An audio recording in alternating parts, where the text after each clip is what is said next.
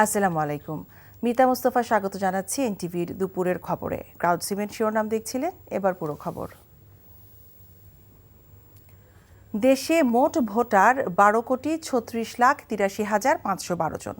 গত বছরের তুলনায় 18,33,312 জন ভোটার বেড়েছে, যেখানে নারীর তুলনায় পুরুষ ভোটার বেড়েছে প্রায় দ্বিগুণ। সকালে আগারগাঁওয়ে নির্বাচন ভবনের সংবাদ সম্মেলনে এই তথ্য জানান কমিশনার আবুল ফজল মোহাম্মদ সানাউল্লাহ। নিয়ামুল আজিজ সাদেকের রিপোর্ট।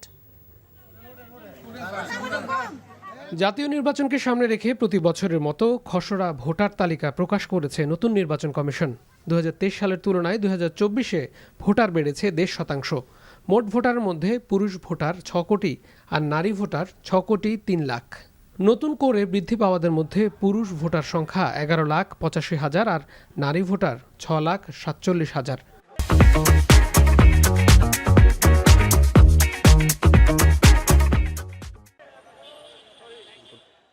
ব্রিফিংয়ে জানানো হয় 20 জানুয়ারি থেকে বাড়ি বাড়ি গিয়ে ভোটার তালিকা হালনাগাদ কার্যক্রম চলবে। মৃত ভোটারদের তালিকা থেকে বাদ না করা, কোথাও কোথাও দ্বৈত ভোটার থাকার সম্ভাবনা, এই তালিকায় এখনো অনেকে বাদ পড়েছেন তথা আবেদন করেন নাই। এর মধ্যে ত্রুটি বিচ্যুতি যা কিছু আছে সেগুলো দাবি আকারে, আপত্তি আকারে আপনারা আগামী 15 দিনের মধ্যে উপস্থাপন করবেন। ভোটারদের বয়স নিয়ে এবং 2025 সালের আগে 18 বছর হওয়াদের ভোটার করার বিষয়ে আলোচনা চলছে বলে জানানো হয়।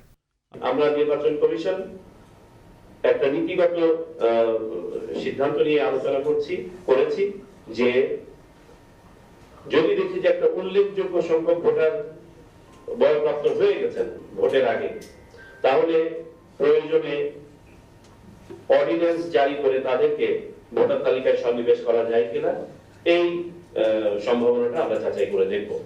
17 বছরের একটা বিষয় আপনারা সামনে এনেছেন, জি আমাদের মাননীয় প্রধান উপদেষ্টা মহোদয় তার ব্যক্তিগত একটি মত দিয়েছেন, আমরা শুনেছি সেটা, এটা নিয়ে আলাপ আলোচনা চলছে। এবার প্রথমবারের মতো 7টি দেশের 13,151 জন প্রবাসীকে ভোটার তালিকায় অন্তর্ভুক্ত করা হয়েছে। Niamul Aziz Sadek, NTV news, Dhaka. প্রধান উপদেষ্টা অধ্যাপক মোহাম্মদ ইউনূসের আজ সেনাবাহিনীর শীতকালীন মহড়া পরিদর্শনের তারিখ পরিবর্তন করা হয়েছে। এই মহড়া দেখতে আজ প্রধান উপদেষ্টার রাজবাড়ী সফরে যাওয়ার কথা ছিল, কিন্তু আকাশ কুয়াশাচ্ছন্ন থাকার কারণে তাঁকে বহনকারী বাংলাদেশ বিমান বাহিনীর ভিভিআইপি হেলিকপ্টারটি উড্ডয়ন করতে পারেনি। আগামী 5 জানুয়ারি তিনি এই সফরে যাবেন বলে সেনাবাহিনীর পক্ষ থেকে জানানো হয়েছে। প্রতি বছরের মতো এবারও বাংলাদেশ সেনাবাহিনী যুদ্ধকালীন সক্ষমতা অর্জনের জন্য দেশব্যাপী তাদের বিভিন্ন ফরমেশনের আওতায় শীতকালীন মহড়ার আয়োজন করে।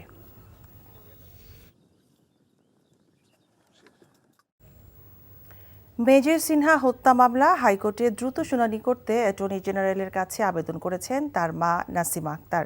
সকালে অ্যাটর্নি জেনারেল কার্যালয়ে এই নিয়ে বৈঠক অনুষ্ঠিত হয়, যেখানে রায় কার্যকরের জন্য দ্রুত ব্যবস্থা নিতে আবেদন করেন সিনহার পরিবার।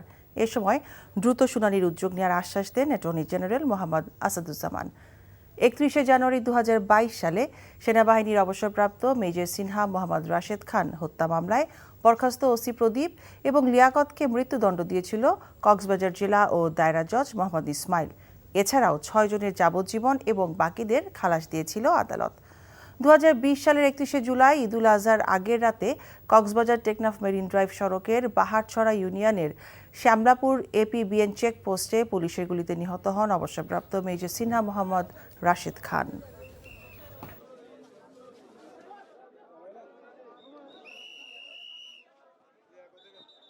আইনি প্রক্রিয়াগুলো শেষ করে যেন দ্রুত এক্সিকিউশন হয়, মূলত সেই জন্যই আমরা এসেছি। আর আমরা আসলে অ্যাটর্নি জেনারেল স্যারের সাথে দেখা করেছি, তো স্যার আমাদেরকে, আমরা খুবই আনন্দিত যে স্যার আমাদেরকে আসলে সর্বাত্মক সহযোগিতা করার জন্য আশ্বস্ত করেছেন। ফের সারা দেশে জেঁকে বসেছে শীত। ঘন কুয়াশার সঙ্গে ঠান্ডা বাতাসে তীব্র হচ্ছে শীতের প্রকোপ। এরই মধ্যে দেশের উত্তর ও দক্ষিণাঞ্চলে প্রতিদিনই নামছে তাপমাত্রার পারদ। আর কুয়াশার প্রভাবে ব্যাহত হচ্ছে যানবাহন চলাচল। ঢাকাসহ বেশ কয়েকটি জেলায় সূর্যের দেখা মেলেনি। আবির আহমেদের রিপোর্টে দেখুন বিস্তারিত। প্রায় 2 সপ্তাহ ধরে দেশের সর্বনিম্ন তাপমাত্রা থাকছে 9 থেকে 12 ডিগ্রি সেলসিয়াসের মধ্যে। শীতে বিপাকে পড়েছে শিশুসহ নানা বয়সী মানুষ। আজ সর্বনিম্ন তাপমাত্রা রেকর্ড করা হয়েছে চুয়াডাঙ্গায় 9.8 ডিগ্রি সেলসিয়াস।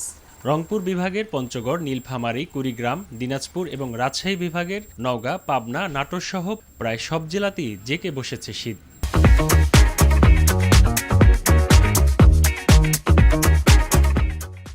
এছাড়া চট্টগ্রাম, ময়মনসিংহ ও বরিশাল বিভাগেও বেড়েছে শীতের প্রকোপ। হিমেল হাওয়া ও কনকনে ঠান্ডায় বিপর্যস্ত হয়ে পড়েছে জনজীবন। গত বছর থেকে 2 গুণের বেশি শীত। গরমের কাপড় চোপড় গাছ দিয়েও কাজ হচ্ছে না। এবছর যত টেম্পারেচার নিচে নেমে এসেছে, গত কয়েক বছরে এরকম টেম্পারেচার আমি দেখিনি। পঞ্চগড়ে শৈত্যপ্রবাহের কারণে হাড় কাঁপানো শীত অনুভূত হয়। বেশি দুর্ভোগে পড়েছে দিনমজুর, কৃষি শ্রমিক, পাথর শ্রমিক, রিক্সা, ভ্যান চালক সহ নিম্ন আয়ের মানুষ। এছাড়া ঘন কুয়াশায় দিনের বেলাও হেডলাইট জ্বালিয়ে চলাচল করতে হচ্ছে যানবাহনকে। কাজকাম করতে পারতেছি না, আমরা খুব সমস্যার মধ্যে পড়ে গেছি। কর্ম করতে হবে, তাই এত ভোরে এত ঠান্ডায় বেরোনো। আবহাওয়া অফিসের পূর্বাভাসে বলা হয়েছে এ মাসের মধ্যে বেশ কয়েকটি শৈত্যপ্রবাহ হতে পারে এবং তাপমাত্রা আরও কমতে পারে। আবির আহমেদ, এনটিভি নিউজ, ঢাকা।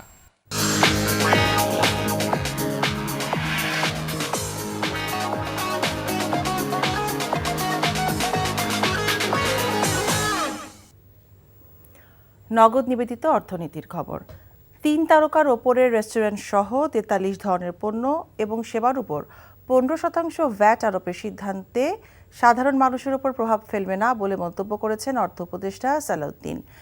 বলেন, জিনিসপত্রের দামের উপরও তেমন প্রভাব পড়বে না, কারণ শুল্ক প্রায় শূন্যের কোটায় নামিয়ে আনা হয়েছে। সচিবালয়ে ক্রয় সংক্রান্ত উপদেষ্টা পরিষদের সভা শেষে এসব কথা বলেন অর্থ উপদেষ্টা। তিনি আরও বলেন, বিমান ভাড়ার ওপর ভ্যাট কিছুটা বাড়ানো হয়েছে, কারণ বিশ্বের বিভিন্ন দেশের তুলনায় দেশে ভাড়া কম। একই সাথে নতুন বছরে ব্যাংকিং খাতে আস্থা ফিরে আসবে বলেও জানান তিনি। রাজস্ব আদায়ের হার এখনও কম উল্লেখ করে উপদেষ্টা বলেন, রাজস্ব আয় বাড়ানোর চেষ্টা চলছে।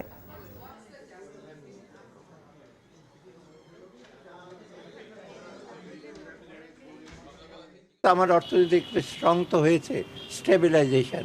আমি বলবো না সব ক্ষেত্রেই যে ব্যাংকিং সেক্টরে কিছু শৃঙ্খলা ফিরে আসছে এবং বাংলাদেশ ব্যাংক চেষ্টা করছে কিছু কিছু দুর্বল ব্যাংকে যাতে অ্যাটলিস্ট ডিপোজিটারদের ইন্টারেস্ট লিকুইডিটি পায়। আপনি দেখলেন তো 22,000 কোটি টাকা দেওয়া হয়েছে, অর্থাৎ সাপোর্ট দেওয়া হচ্ছে।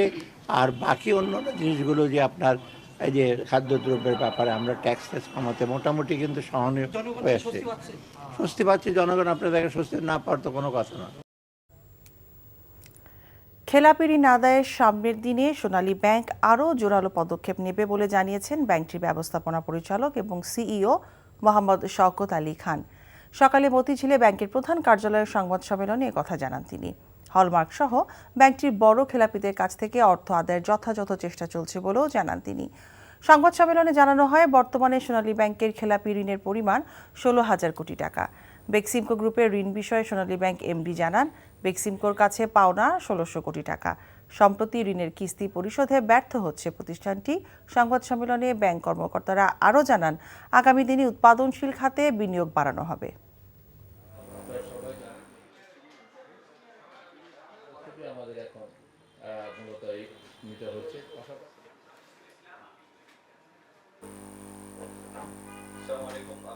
খেলাপি ঋণ 16,000 অ্যারাউন্ড না, টোটাল 16,000 কোটি টাকার মতো হতে পারে।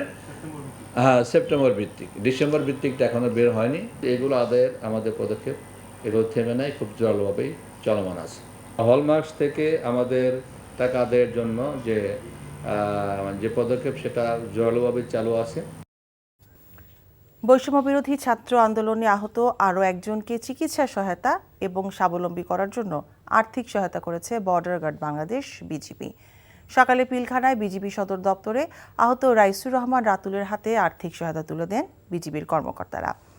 সম্প্রতি চিকিৎসা সেবায় এবং কর্মসংস্থানে আর্থিক সংকটের কথা উল্লেখ করে সামাজিক যোগাযোগ মাধ্যম ফেসবুকে স্ট্যাটাস দেন রাতুল। তা নজরে আসে বিজিবি কর্মকর্তাদের। এর আগে গত 8 ডিসেম্বর বিজিবি হাসপাতালে চিকিৎসাধীন 42 জনের মধ্যে অসহায় 7 জনকে অনুদান এবং বিকল্প কর্মসংস্থানের ব্যবস্থা গ্রহণ করে বিজিবি। আরও 100 জন আহত ছাত্র জনতাকে অনুদান এবং পুনর্বাসনের ব্যবস্থা করা হচ্ছে বলে জানান বিজিবির কর্মকর্তারা। একদিন বিরতি দিয়ে আজ মাঠে গড়িয়েছে বিপিএল। মিরপুর শেরেবাংলা স্টেডিয়ামে দুর্বার রাজশাহীর বিপক্ষে টস জিতে ব্যাট করছে ঢাকা ক্যাপিটালস। এই ম্যাচের আগে স্টেডিয়ামের গেট ভাঙচুরের পর অগ্নিসংযোগের মতো ঘটনা ঘটিয়েছে টিকিট প্রত্যাশীরা। বিপিএলের উদ্বোধনী দিন টিকিট না পাওয়ায় হতাশ ছিল দর্শকদের মধ্যে, যার বহিঃপ্রকাশ ছিল মূল গেট ভাঙচুর। আজ খেলা শুরুর আগে টিকিট প্রত্যাশীরা অগ্নিসংযোগও করেন। দুপুর 12:30টার দিকে এই ঘটনা ঘটে। মিরপুরের সুইমিং কমপ্লেক্সের গেট ভেঙে বুথে ভাঙচুর চালান দর্শকরা। এক পর্যায়ে সেখানে আগুন ধরিয়ে দেওয়া হয়, যা নিয়ন্ত্রণ আনে ফায়ার সার্ভিস। এরপর জায়গাটির নিয়ন্ত্রণ নেয় আইন শৃঙ্খলা রক্ষাকারী বাহিনী।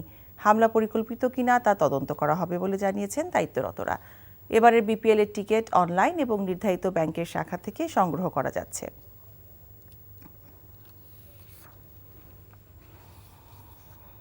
এই ছিল দুপুরের খবরে। এই খবরের ভিডিও সহ আপডেট জানতে ভিজিট করুন এনটিভি অনলাইন www.ntvpd.com। এছাড়াও এনটিভি জনপ্রিয় সব অনুষ্ঠান ও খবরের আপডেট জানতে ভিজিট করুন আমাদের ইউটিউব ও ভেরিফাইড ফেসবুক পেজ। 5টায় দেশের খবর দেখার আমন্ত্রণ রইল। সবাইকে ধন্যবাদ।